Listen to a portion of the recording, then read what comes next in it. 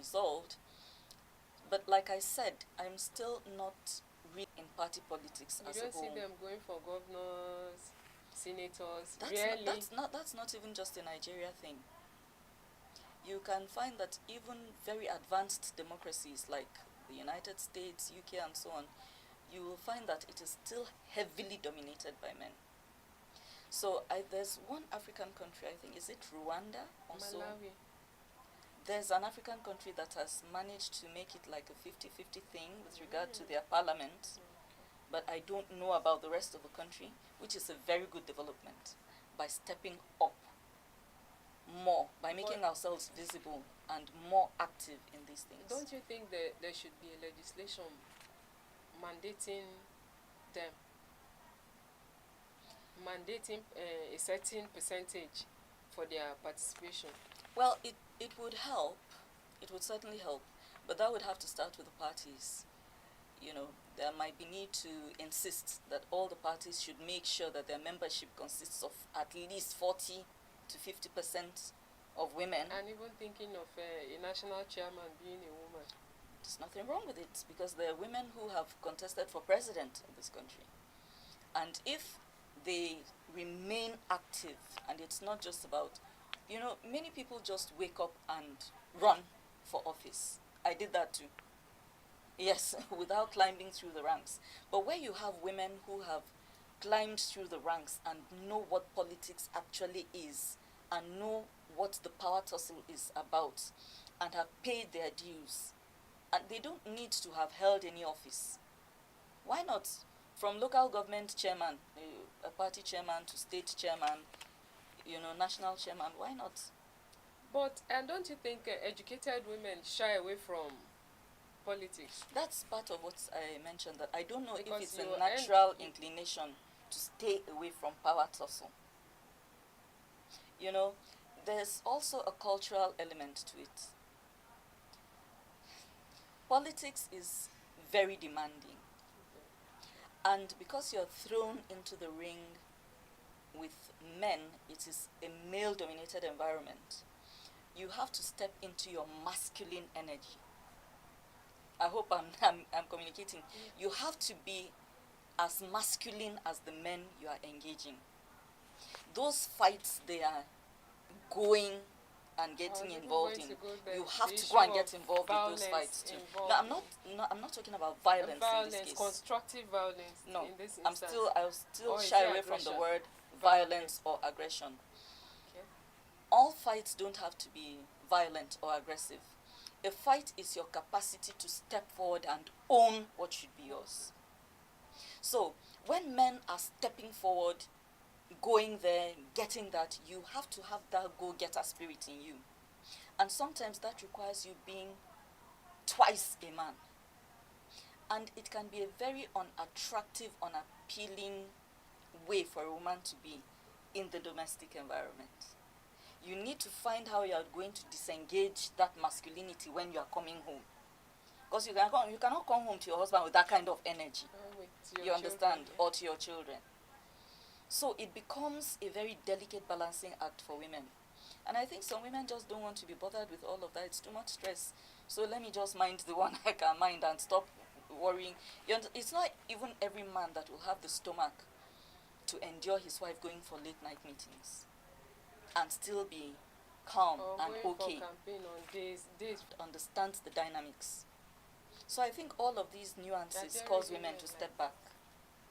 Even when they're not married. Sometimes when they're not married, it's their brothers or uncles and, start discouraging them. If you go into this thing, men will not want to marry you. And then you start listening.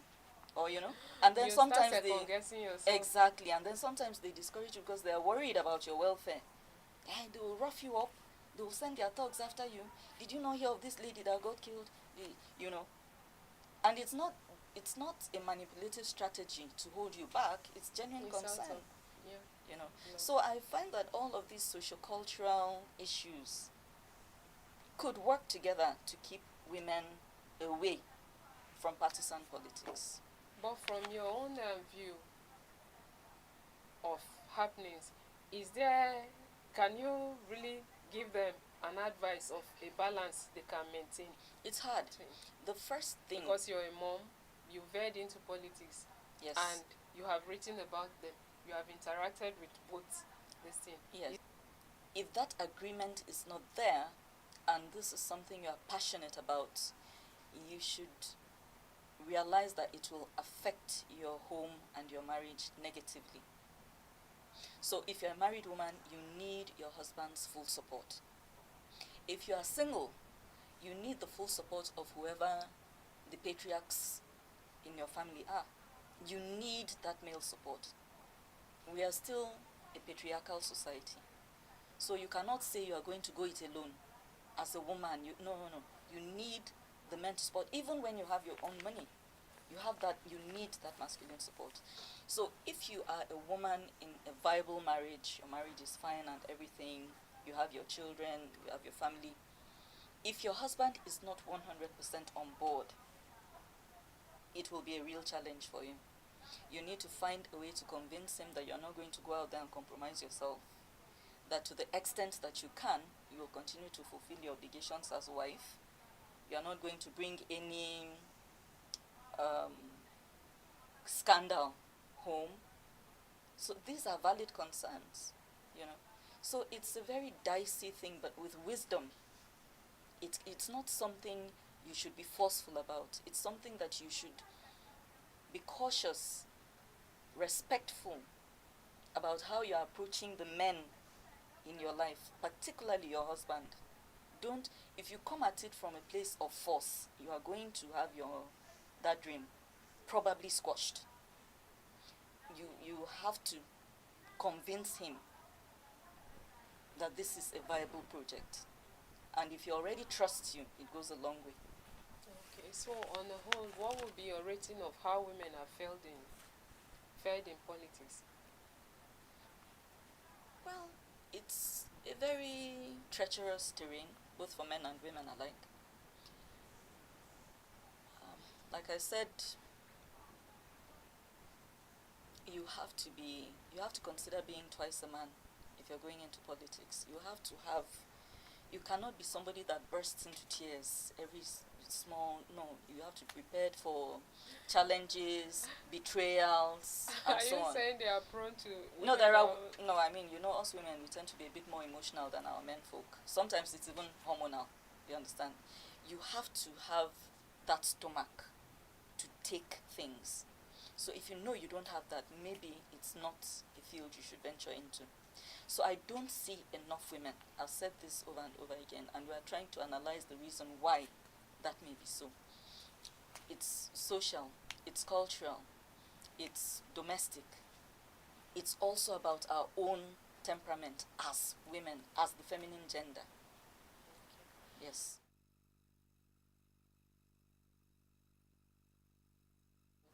So I just want us to digress a bit, ask her a question about health, especially malaria. The raining season is coming, and it's like we have more mosquitoes now than we used to have, which translates to malaria. I was pleasantly surprised when I went to Makudi and I didn't get bitten by mosquitoes. In fact, I got worried. Now, let me explain. It's not because I'm a fan of malaria. I don't like malaria and it knocks me down real bad. I started wondering if it has any link to climate change. I have never known Makudi to be mosquito free. In fact, I brag about Makudi mosquitoes. I say they'll bite you through jeans. And this last time I was in Makudi, I could sit outside and we have this kind of, we have the kind of home where we have a lot of trees and greenery and stuff like that you feel would attract. And there were no mosquitoes and I was worried. Is this a climate thing? Should I be happy? What is it? But that said, yes, the rains will soon be here. We're still experiencing a bit of a dry spell. It's not really started raining fully in Abuja yet. So, as usual, what you need to do is do what you can to prevent the mosquito bites at all. Try to prevent getting the malaria. That's the first thing. And those that are most heavily impacted are pregnant women, nursing mothers, and children from the ages of 0 to 5. Those are the people that it could actually be fatal for, and people who are genotype SS. So over and above everything else, you want to prevent malaria. How do you do this? Keep your surroundings clean. Cut the bushes. Keep them as low as possible. Do not leave stagnant pools of water lying around your house. Remove refuse. And then when you start feeling those symptoms, your temperature is a bit warm, bitter taste in the mouth, instead of just doing, let me treat myself, just go to hospital and be certain that it's malaria. Because in many instances, the reason why you are treating malaria and it's not going anywhere is because it's not malaria. It's actually something else. But some of us, we've experienced malaria so often that once we get those symptoms, we forget that there are other illnesses that come with similar symptoms. We just go and treat malaria, and then 3-4 days later, you are facing the same thing. And then again, be sure to take treatment that is compliant to the regulatory standards. It's now a 3-day treatment, generally. So the ones where you just take a 1-dose thing, no, it's not a full treatment. So you want to try and take the 3-day course that is prescribed for you by a medical practitioner. The NGOs you've worked with in the area of malaria, what have they been able to do for people so far? Okay, that was some years back, in fact many years back. And in that particular malaria intervention project, it was a USAID funded project. It took place in Nasarawa in 2 local government areas, and it was an indoor residual spraying program. Now, indoor residual spraying involves a situation where you spray chemicals on the walls indoors, the idea being that the walls will absorb these chemicals, and when mosquitoes settle on the walls, they die. So it's not like your usual mosquito repellent that is very temporary. This one was meant to last, was meant to remain potent for 6 months at a stretch. And so it was something of a trial to see if it could be replicable on a wider scale. So that was what we were doing. We carried out the project in 2 local government areas in Nasarawa State, Nasarawa Egon and Doma. Local government areas of Nasarawa Egon. There was 24 wards. Then Nasarawa Egon had 14 wards and Doma had 10. With a certain level of success, but I didn't stay on the project for very long. I stayed for just 1 year. It was an experimental project, and then I got another job elsewhere in a higher capacity, so I left. But that was what that particular project was about.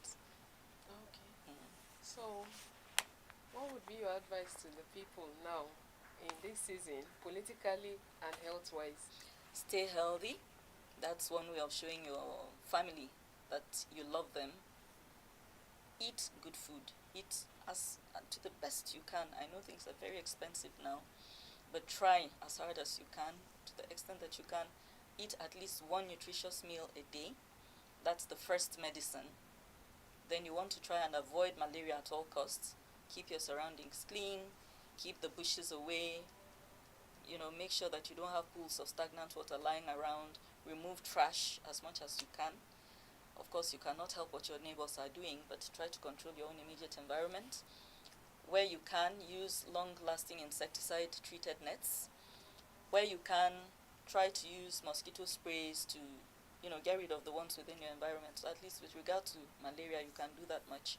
If you think you are succumbing to the symptoms of malaria, get tested first before you take any treatment. Then, of course, with regard to politics, I'm still saying that, ladies, we need to make our voices heard.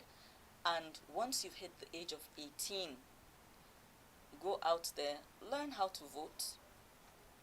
Get a voter's card. Vote. Be interested in who emerges as your local government chairman, your state governor, your president, your National Assembly people. Learn how to vote. Then pick interest. Look for a party that you think aligns with what you want as a person. There's APC, PDP, LP, so many parties. Pick one party, get involved, become a member, and be active in that party. And that will begin to give you some insight into how party politics works. And even if you don't ever decide to run for office, you can remain politically relevant in so many other ways. It's not always about running for office.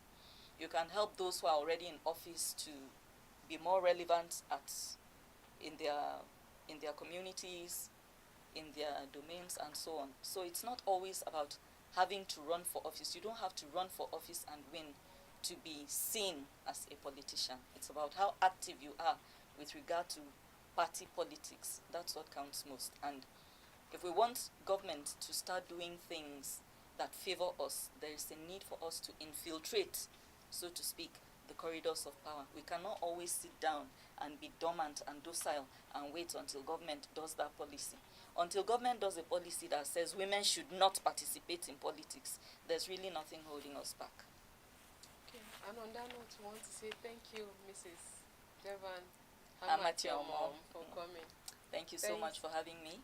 You're welcome. And I'm proud to be associated with Asset TV, and I'm hoping that this is only the beginning of much bigger things for the organization. Thank you very much. Thank you. And on that note, we want to say thank you for watching. Stay tuned on Asset Television. Don't go away. Have a great day. Bye. Welcome to Asset Television, your best station for news, politics, business, sports and entertainment.